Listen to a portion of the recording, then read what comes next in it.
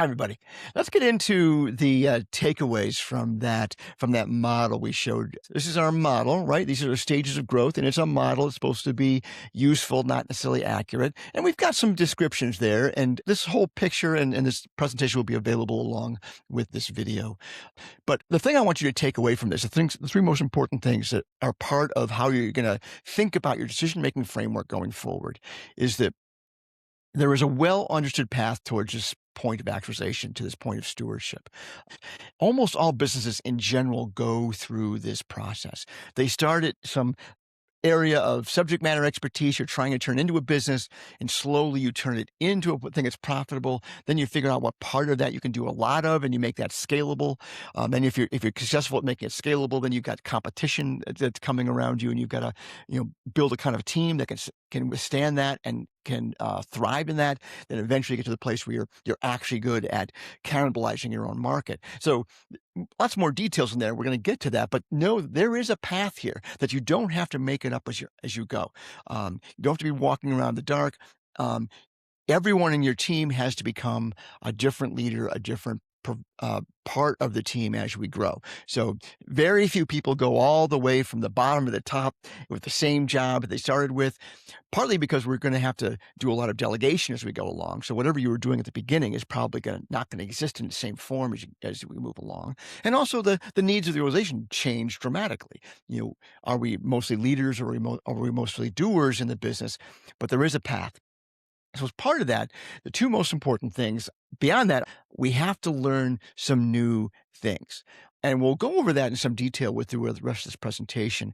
But in every aspect of the business, everything you can think of, in 90 EOS, we talk about the 9 core competencies. In EOS, they talk about the 6 key components of your business. In scaling up, they have another model. There's all these models out there. But how you look at those things change along the way. And as leaders in the organization, we have to be willing to be a different leader at every stage.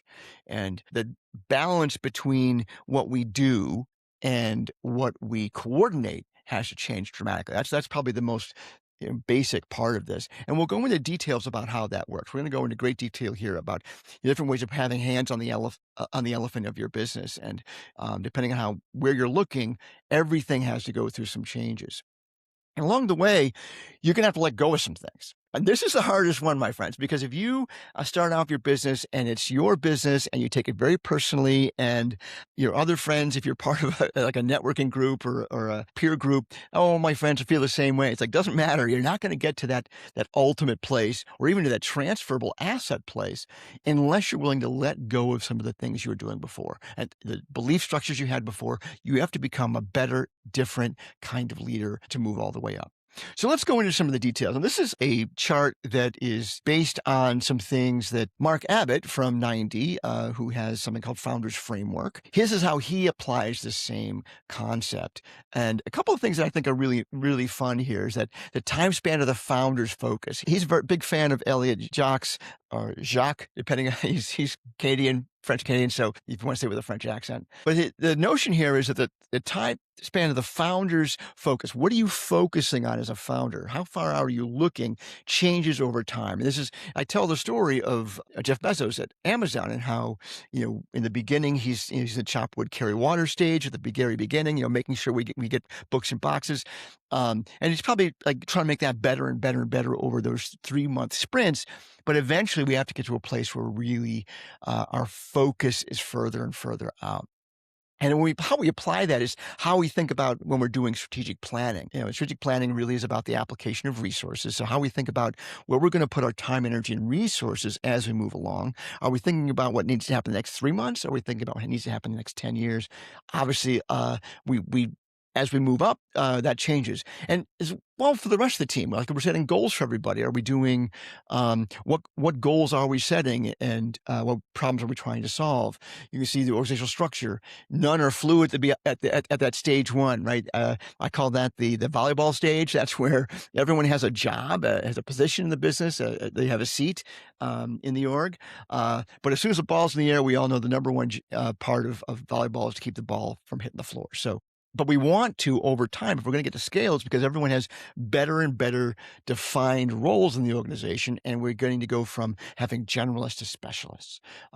So this is kind of an amalgam of these thoughts, really bringing together both the requisite organization thoughts that Elliot Jacques had, along with Maslow's concepts of the 5 stages. So it's a good model. There's some good learning in here. You can spend some time on it, and I'll have some links to the resources that Mark Abbott's put together around that, because and his way of thinking about it.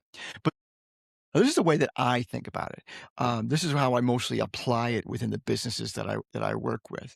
At the beginning, I've already talked a little bit about the finance part of this. Like, we begin by focusing on cash. We have to have cash in the bank to make payroll or to just pay our bills on time.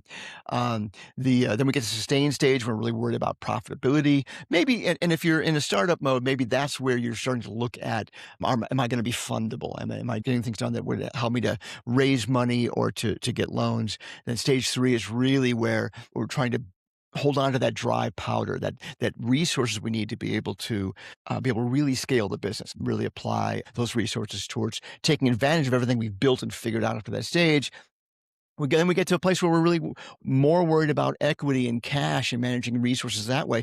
Because as we move up, we're also doing more and more to having to find and retain excellent leaders. And we really have to be able to make sure they're taken care of and that they're compensated in a way that aligns with how we want them to think the long term.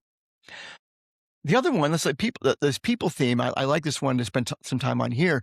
So many of the businesses I work with have this grouping of people that are part of the founding, and they are the true believers, and they are generalists, but they're going to step up any day of the week. They're going to figure it out.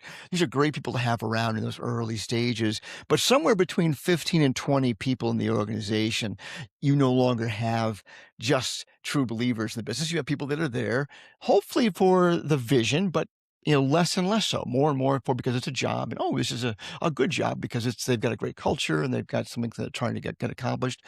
So you're going to have to take on more and more capabilities as leaders to be able to manage those people. And one of the things that we highly suggest is that's when you should start figuring out how to consume fractional leaders. So quite often I've seen a lot of fractional CMOs, fractional CFOs, fractional CTOs.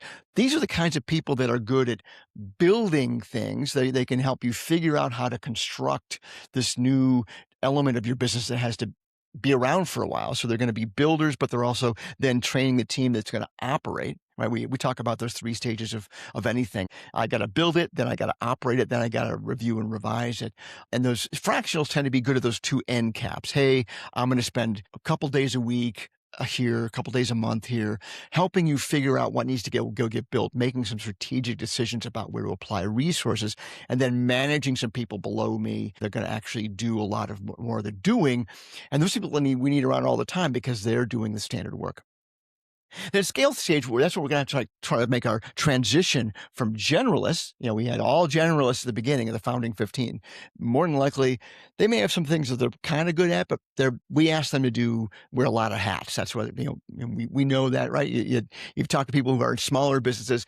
Oh yeah, we all wear a lot of hats. Well, that's how it should be. You should wear a lot of hats because there's no way I'm getting specialists for all the things that need to get done.